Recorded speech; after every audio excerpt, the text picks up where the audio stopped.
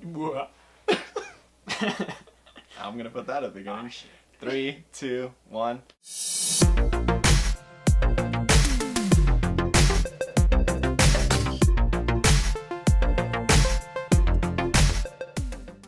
Hey guys, how's it going? Urban Legend here with my friend Armando. Moda702 for those of you that follow me on PSN. Yep. Today we're going to talk about the Taken King, our final thoughts on what we think of the Taken King, the new expansion for Destiny. Is it worth your time? Is it worth your money? So let's get right into it. One of the biggest problems I think, and a lot of people think from the original Destiny, was the lack of story. Yep, There's I like agree. hardly Yeah, anything. there's hardly anything. I think that was actually the main complaint. And, Yeah.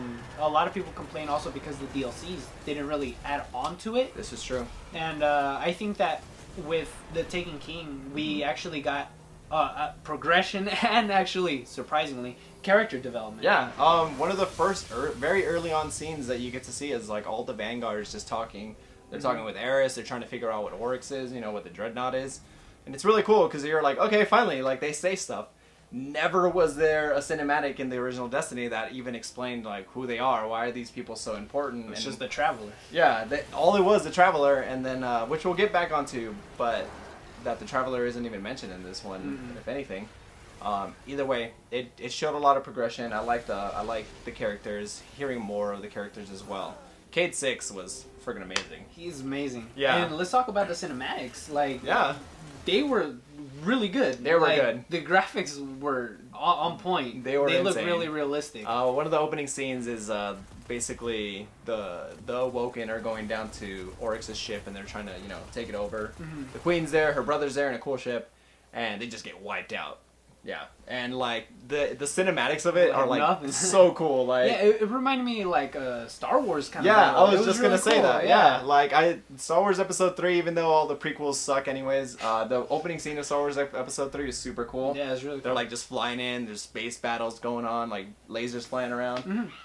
So yeah, it reminded me a lot of that scene. Yeah, because once I saw the first preview of it, because actually, nerd, I stayed up until it actually stared, so it was like 2 a.m. Dang. I'm like, oh, this is cool. This is awesome, you know? It's Yeah, really I thought cool. it was cool. Not only that, but also when you go down to get your new subclasses, they also have new cinematics as well. You get your own very specific mission for each of your classes. You go to different areas. From what I understand, it's just 2 missions. You go and do a normal mission, and then you go to a multiplayer map, and that's how you get your extra subclass. Yeah. Which is super cool. We'll talk about the subclasses in a bit. So it's kind of spoiler territory going on right now, just because we are talking about the entire game anyways. Yeah. Do you think the Queen is dead or alive? From the beginning, in the opening scene, they get wiped out, and it doesn't look like she makes it. Her brother makes it. Yeah, her brother makes it. Yeah. But, I mean, from getting to see shows and storylines and plot lines, if you don't see the body, you're usually not dead. Yeah, if they don't confirm that, hey, this person's dead, they're not dead. I mean, it always happens. I mean, just think of every single TV show that you usually watch. If there's no body, usually they're alive. I mean, just look at Frieza. Yeah, Frieza, yeah. Agent Coulson from, even though they did kind of say that he was dead, Agent Coulson from the Avengers movie. Oh, yeah. Yeah, he survived. He got his own spin-off show. So, yeah, I think she's alive. Yeah, I think she's alive, definitely. Also, closer to the end of the story missions, when you finally defeat just normal Oryx, Eris shows up to where you killed Oryx, and she does something. She grabs something out of like his sword, and a lot of people are wondering, like, is she evil? Or what is her intentions? Like, what's going on? I just had a little thought. Yeah. What if? Because earlier you and me were talking about how like maybe she is evil and she's like has guardians that are taken. Like, what if the Queen is actually a Taken? Yeah. Because, I mean, they were kind of hyping up the Queen a lot. And she kind of didn't really do anything. No. She got taken out. So, what thing do they really have to actually put it in there? Besides her maybe coming back as a villain? As maybe a Taken Queen or something like that. Yeah, maybe something like that. Yeah. People think Eris is evil. Maybe she has some different intentions. Maybe not necessarily evil, but just, she did lose a couple of Guardians down in where she fought Crota. And so maybe she just wants to bring back her friends, And who knows? Usually resurrecting the dead just brings some problems. Yeah, so that's who true. knows? Yeah. I've seen some fan art of like the Taken Guardians and stuff like that, which is super cool. And I was like, oh, that'd be an interesting thing. But now, like talking about it, I'm like, that would be cool. That would be cool. Fighting up against Taken Guardians. And I mean, we have to think about like the Guardians that went with Eris were pretty hyped up. Yeah. I mean, we don't really necessarily know exactly how they ended up dying. Besides, you know, that Oryx went in there. Crota. Yeah. Sorry. Yeah. Yeah, like I mean, what about if they're really worth that hype? Because if one person escaped, Yeah. imagine how BA the other people were. Yeah, 5 other people. That'd be crazy. Yeah. So that's it for the story. I've been playing for a while, and I've only gotten a few exotics. I'm not gonna lie. Like Vanilla Destiny, I had every exotic gun. My Warlock had everything as well, and it's now it's back to that grind, back to, you know, finding all those cool exotics that you really want. I know there's a few that stood out to you. Which ones do you have so far? I mean, I have mostly like body armor gear, and I have the what's the name?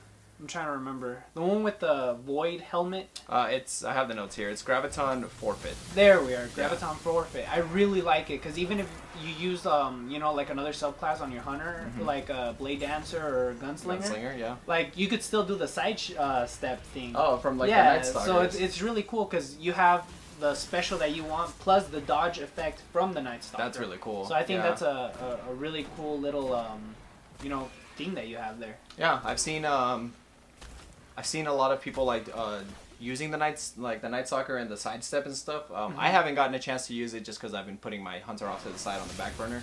But yeah, it seems like a really good, helpful thing, especially like during the raid as well. I know you also have the sniper rifle Hereafter as well. Yeah, I really enjoy it. Yeah. I really enjoy it. I know that Black Spindle is really hyped right now. Yeah, it's. I sadly I missed my opportunity to get it, but Yeah. I mean, next to that, I really like it a lot. That's I good. think it's one of the best sniper rifles because it's so steady. Like, Yeah. Aiming on it is nothing. Yeah, it's got a cool scope where when you're aiming down sight, if you hit your crouch button, it actually zooms in. And then also with once you rank it up, precision kills, they create like a bright flash of light that basically disorients nearby enemies and stuff like that. So yeah, it looks cool as well. Because it's honestly, I really enjoy it. Yeah. Any fans of Borderlands, they'll quickly say that looks like a Borderlands gun. Like I said that, I was like, dude, that looks like totally a Borderlands gun. Yeah, it's super cool. I haven't gotten that many, like I said. I did get the Impossible Machines, the Impossible Machines, I think what it is. It's the gauntlets for the Warlocks. It helps out with the new subclass with the Storm Trans and, you know, that. But I really like the Alchemist raiments. I think that's what it's called.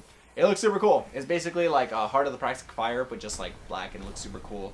Alchemy is pretty cool. Like I like alchemy in general. Like Full Metal Alchemist. Yeah, that's cool. Yeah, definitely. Yeah, Brotherhood though. Yeah. Oh, brother. I like Brotherhood a little more. Virtual's still good. Anyways, you basically gain Glimmer from picking up primary ammo as well, and then also orbs collected when your super is full.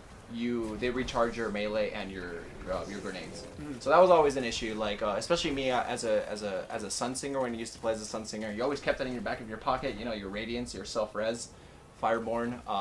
So orbs would be everywhere, and I'm like, well, I can't do anything because I need to keep this. So now I could just like walk over, grab some orbs, and then, you know, have another melee or another grenade, which is really cool. Yeah, I think that's actually very useful. Like, just getting a replacement for your grenade after you use it takes a while. So that's true. You know, if you get it fast, that's actually a really big benefit. Yeah, I like it a lot. I got the Hawk Moon on my first day. I got the Hawk Moon the first day. I got it from a green engram, which is really weird, but I got the Hawk Moon 1.0, but then recently I purchased the Hawk Moon 2.0 from Azure. I actually it's one of those rare cases where, you know, purple engram turns into an exotic. Yeah, nice. Yeah, I got one of those lucky ones. So Cool. I got it full powered, so Sweet. I was like, awesome. Right. Yeah, I haven't, you know, I play on Xbox One. You PS4 people get all the cool exclusive stuff, so I couldn't, last year I couldn't even use the Hawk Moon if I wanted to. I've seen it, I've seen people talk about it, and it's just like OP during like, PvP. It's very useful. It's very strong, and just the fire rate on it, it's really good. The Luck in the Chamber, and then the other perk that it has too basically grants you 3 like really strong, bullets, which is really cool. So yeah, Hawk Moon is that's a gun that I've been playing with, and I'm really enjoying it as well. The new subclasses are here. The subclasses are really cool now. Yes. I know you play as your Night Stalker, right? Yeah. Yes. And the Night Stalker has a shadow shot. I actually, at first, I didn't like it that much. Yeah. Just because it felt like it was too much of a support system. But Yeah. oh my gosh, how it is helpful for you and your crew. Yeah. You'll have like 2% of life left. Mm-hmm. Use it and they won't hit you. Yep. Because, they're tethered and everything. You just go in there. For those of you that don't have a sword, I really hope you get a sword because it's absolutely amazing. Yeah. You could just go in there swinging it, taking them all out, and produce a lot of orbs and, help out your team. So it's actually very useful. I really like it. Sometimes, you gotta bite the bullet and you gotta be like, hey, I need to help out my team, You need to switch to that class, and it's very, very useful in the raid. We'll get into it a little bit later, but I found out that tethering people using, weapons of light, you freaking dominate those bosses. You will just wreck shit up. So it's very useful, and you got to be a team player sometimes. So yeah, use your shadow shots, use them wisely, help out your teammates. Warlock, I play as a Warlock, so I'm using Storm Trance, which is just go on full electricity mode, just zapping the shit out of people. Personally, when we do strikes and I get a wizard with that subclass, it's just wreckage. Yeah, it's really cool. You tether them, they come in, do their electric, and there's orbs flying everywhere. Exactly. And that's really good. Yeah, Storm Trance is really cool. It's super satisfying to just use. You just like pop in, especially if you have landfall. When you jump in the air, landfall basically wherever you summon your super, it like shoots a rain of electricity just down on you with you. And cool. It just clears out ads. Like clearing out ads with a Storm Trance is like the best thing, especially during a few parts in the raid, especially when you're up against Golgoroth, which is the ogre that I know you haven't gotten to, but yeah. Yeah, it puts in work. And then last but not least, the Titan's Hammer of Soul. I know. So OP'd. Like, you could clearly see that Titans were like the creator's favorite thing. They're like, this guy. Yeah. He's gonna have everything. Yeah, he is. Everything. Yeah. Like, everybody else? Nah. My Titan. It has freaking heat seeking. Yeah. honing, Yeah, it tracks like people. It's freaking strong. Yeah. And it replenishes your health. Yep. Like, what else do you want? It's really useful during like PvP. I was playing today. I was running up against a few Titans, and they just like Hammer of Soul the shit out of everyone. And like I saw him hit a guy, and I started shooting at him. Then he hit me, and then he regenerated health, and I was like, what? Exactly. That's crazy. Like, it's so OP'd, but hey, it's cool. I put my hunter on the back burner just to get my Titans like Hammer of Soul. I used it for a couple of minutes, and then I was like, I need to work on my Warlock. Yeah, that's the thing. Yeah. And last but not least, we're gonna talk about the raid. Okay. You've done the raid. You've gotten to a few areas. I actually did the raid yesterday for the first time, and today I did it as well for the reset. So where have you gotten?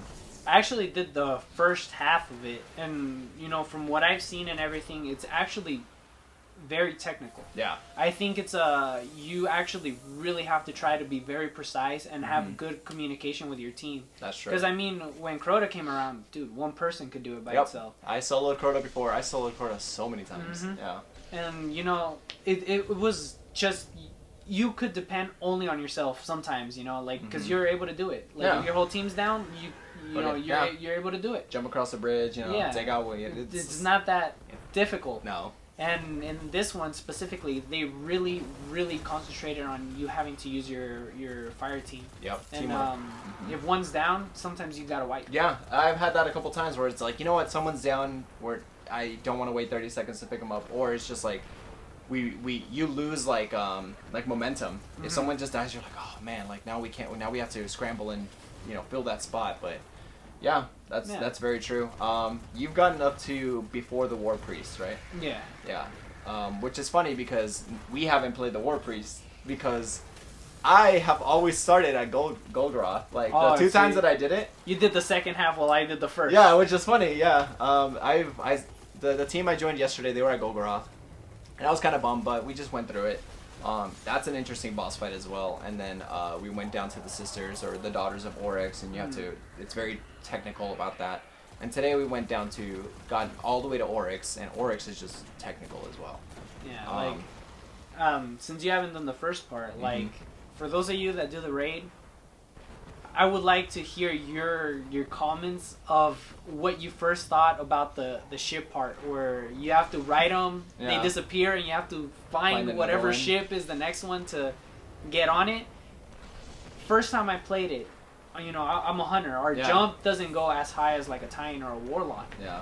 Oh man, that was a struggle. Yeah, I bet. I managed to get it done, but that takes time. I heard using your sword helps out a lot because then you get to see around everything. Yeah, and you get to get that extra push too. Yeah. Like when you're not about to make it, you just like swing it and you manage to get in there. Yeah, I really want to start from the beginning and be able to experience the raid fully. It requires a lot of teamwork, so the two times that I did it, we always had one person who was just kind of not as good and didn't really understand the mechanics of it, so it was kind of like aggravating. But I think once I get a really good fire team down, it'll be a lot of fun. Yeah, definitely. Because once you have that like connection with your friend or whatever, like getting your fire team built, everything just connects. It's like, all right, this guy's usually back here. Okay, I'll go here and defend. Just stuff like that. So that's all you basically need just to build up your fire team. It's really cool because this raid, it feels like everyone has a role. Like everyone knows what they're supposed to do. But well, if you don't, you learn real quickly that you have to do something very specific. And it's not like what we mentioned earlier with Crota, where it was just like you can one man it, you can solo the whole thing. Even in Crota, when you just relied on the sword bearer, all you gotta do is just shoot him with rockets and then hope for the sword bearer. Hopefully he doesn't glitch and kill the sword bearer. But like I mean, I've done so many times when like a newbie comes and they're like, "Oh, I've never done Crota. I need new gear." Blah blah blah. I'm like, all right, just get on my fire team and I'll run like the first 3 parts, get you something. That's true. Yeah. It's like I was constantly doing that for like a few friends and stuff just to boost them up a little. Yep. I remember doing that as well during Crota. Yeah. King's Fall is a really good raid. It's super good. The other strike missions are really cool as well. Fallen Saber is a fun one. The Sunless Cell, that one's fun. Yeah, they actually put a lot of thought into, I think, these new strikes that came in. That's true. I think they're actually really fun and they're actually pretty hard. Yeah, like some of them actually takes a little bit of like, constant going through it to like be like, okay, I got to do this here, got to do that here. Like it's hard to solo it even if you're at a pretty good level. Yeah, they're very diverse too. Not like most of them are. Most of them are just bullet sponges from vanilla Destiny. You just go in, you do stuff. I know you guys have an exclusive one from they're trying to revive the Nexus Mind. Oh yeah. And you have to basically fight a Hydra, and you take like a relic or something, and you have to like hit him, and that's when you can do damage to him. See, that's cool. Like I wish I had a PS4 so I can do that strike. But yeah, like I mean, I really like it. They made it to where they actually made it difficult. Because I mean, I'm pretty sure that you, me as well, like we would just solo Nightfall. It's like, we can't get a fire team. All right, I'll do it myself. Yeah, Nightfall. Yeah, it took a little bit extra time, but just be careful. Yeah, be careful, and you got it. That's true. And like this one, they made it so it's way harder. Yeah. Like it's I tried to do a Nightfall by myself. Yeah, granted, maybe I was a little weak at that time. Yeah. But it was a real challenge, and I was not able to do it. Yeah. And finally, I got another guy in, and we did it. But nice. it was difficult. Yeah, for sure. There's a bunch of other things, obviously, in Destiny, the Taken King, that we didn't go over. These are just some of our our just initial thoughts on what we think of the whole overall thing. We just wanted to hit big portion of it. So I hope you guys enjoyed the video. Hope you guys are enjoying Destiny. I am. Dude, it's got me. It's like I'm not afraid to say to people like, oh yeah, I'm playing Destiny. Yeah, like before it was like, oh, I'm playing. And then you know what? You know what's funny though? Like a lot of people would always be like, "Oh, another DLC, blah, blah. They're just wasting money," and now they bought it. Yeah, that's so true. It's like, why were you complaining in the first place? Yeah, we got through the beta. Year 1 was a beta. Yeah, year 1 was a beta. I have to agree. Yeah, like it sucks to say that, and it sucks to because you do spend a lot of money on this game, but at the end of the day, I think it was kind of worth it because Taken King is really good. Yeah, it's really good, and it's not like House of Wolves that it didn't really bring anything. No. It actually brought a whole story. It's like buying a new game. Yeah, it feels like that. It was good. Yeah, all right. Well, thank you guys so much for watching. If you haven't seen our other videos, feel free to check them out in the annotations at the end. All right, thank you guys, and I like being here and helping Irving out. Yeah, we'll do a bunch of more Destiny videos as well as I gotta bring you back for Let's Talk Smash, man. I'm down. We got to. I'm down. Once again, if you enjoyed the video, give us a like. If you haven't already, feel free to subscribe to me. Thank you so much for joining us. Thank you so much for coming, Armando. No problem, man. Yeah. All right, we'll see you guys next time. Okay. All right, see you guys. Bye.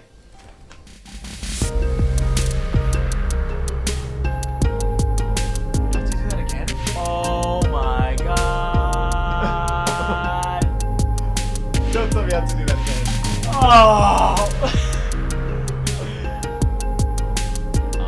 Save properly, kids.